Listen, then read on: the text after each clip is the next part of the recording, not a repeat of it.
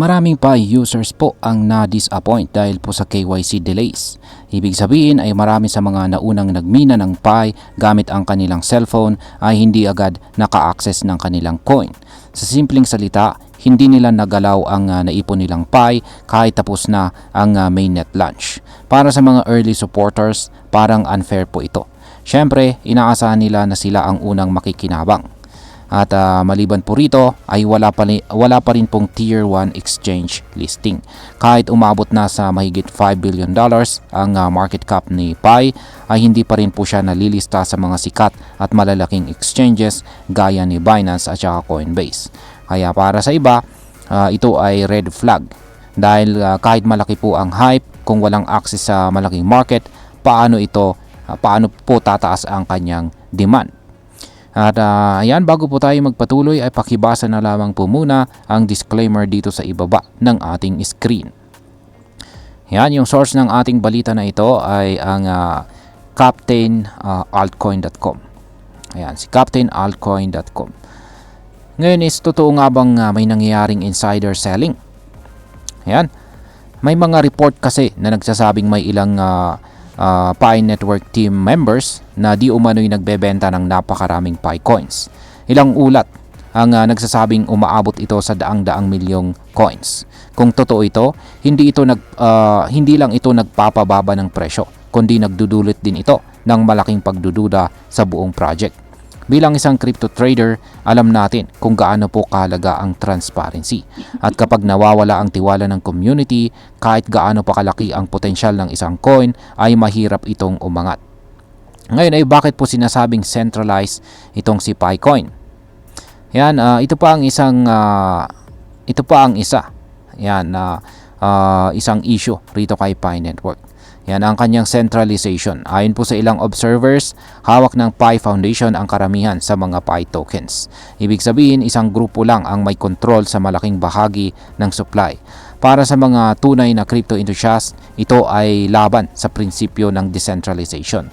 Kaya kahit marami ang may hawak kay Pi, kakaunti lang ang nagkakaroon ng say sa direksyon ng project.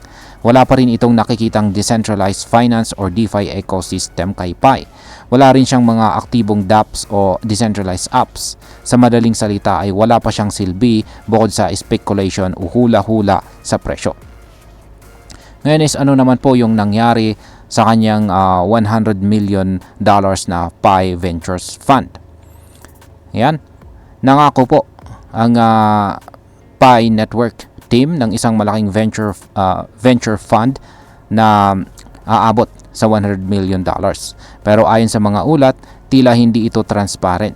Sa halip na bukas para sa lahat, ito raw ay controlled phase-based approach. Parang may piling-pili. Yan, parang piling-pili lamang ng mga developers ang makikinabang dito. Kaya yung mga gustong magtayo ng project sa Pi Network ay nawawalan na po ng gana. Ngayon is paano naman ang communication sa Pi Core team? Ang isa pang dahilan ng panghihina ng tiwala ay ang kakulangan po sa komunikasyon mula sa Pi Core team. Marami po sa community ang nagsasabing parang nawawala ang direksyon ng project. Walang malinaw na roadmap, walang consistent updates, kaya tuloy ang iba ay nagsisimula ng tumalikod kay Pi. Pero may pag-asa pa rin ba itong si Pi Network? Sa kabila ng mga problema ay may ilang analyst na naniniwalang hindi pa tapos ang laban ni Pi.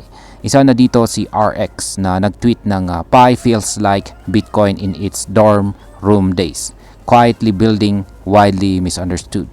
Yan, para kay RX ay hindi lahat ng movement ay kailangang maingay. Minsan ang tunay na pagbabago ay nagsisimula sa katahimikan. Ayon sa kanya, kahit hindi pa kasing laki ng Ethereum si Pi, meron na raw itong organic utility. May mga taong patuloy pa ring gumagamit nito at naniniwalang magtatagumpay siya sa long term. Yan, dito naman po tayo sa technical analysis. Yan, base po sa technical analysis ni Gem Hunter ay mukhang nagre-reverse ang presyo ni Pi. Kamakailan lang ay galing po si Pi sa presyong 0.55 at ngayon ay nasa presyong 0.84 na. Isang 14% na jump or pagtaas. tumaas ito sa ibabaw po ng 30-day moving average na nasa 0.73 at papunta po ito sa moving average na 10 na nasa 0.87.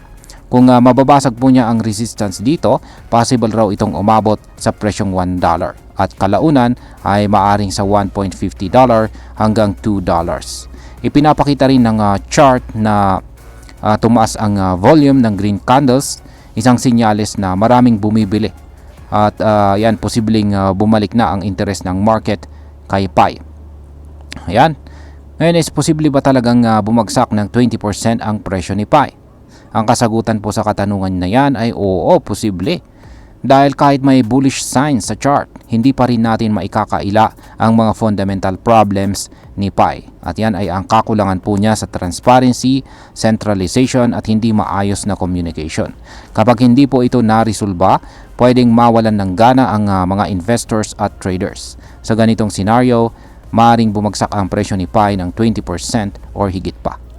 Ngayon ay pag-usapan na po natin ang maaaring maging epekto nito para sa atin bilang mga Pinoy crypto traders at investors ni PAI Network.